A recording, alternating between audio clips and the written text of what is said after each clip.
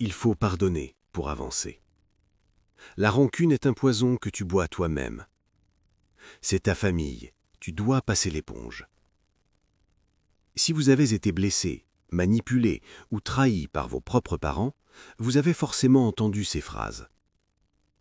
Elles sont répétées comme des mantras par la société, les livres de développement personnel et même certains thérapeutes.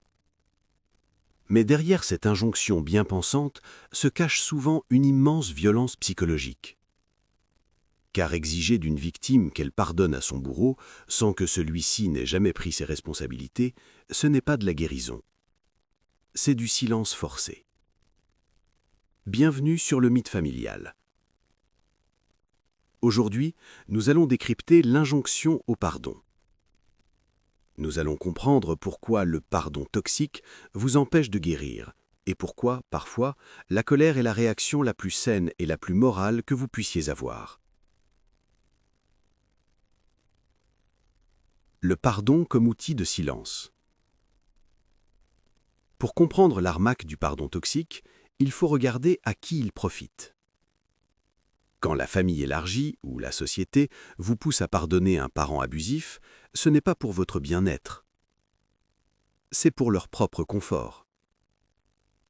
Affronter la réalité d'un parent toxique demande du courage et remet en cause l'image de la famille parfaite.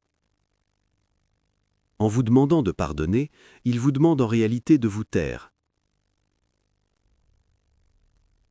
Ils exigent que vous absorbiez la douleur pour que le système familial puisse continuer de fonctionner comme avant. Le pardon devient une gomme magique qui efface les conséquences des actes de l'agresseur. La colère est une frontière. On nous a appris que la colère était une émotion mauvaise, destructrice, presque diabolique. C'est un mensonge. Dans le cas d'un abus ou d'une manipulation, la colère n'est pas un poison. C'est votre système immunitaire psychologique qui s'active.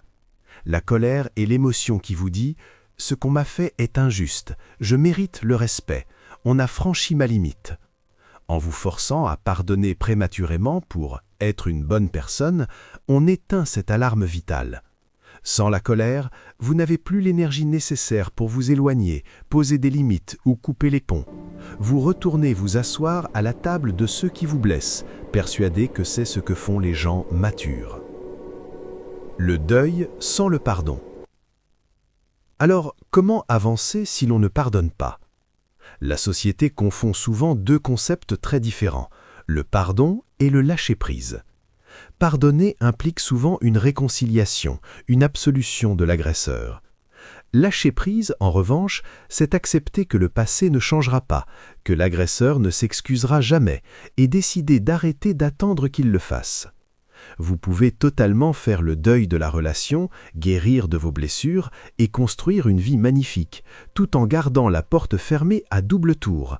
Vous n'avez pas besoin de pardonner à la personne qui vous a brûlé pour arrêter de vous jeter dans le feu.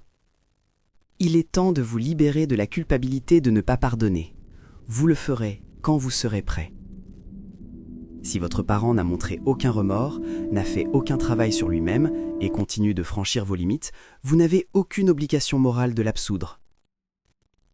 La véritable paix ne vient pas en forçant un sourire face à ceux qui vous ont détruit. La paix vient quand vous vous donnez enfin l'autorisation de ressentir votre colère et de vous en servir pour vous protéger. Abonnez-vous à la chaîne pour continuer de déconstruire les mythes familiaux et à très vite.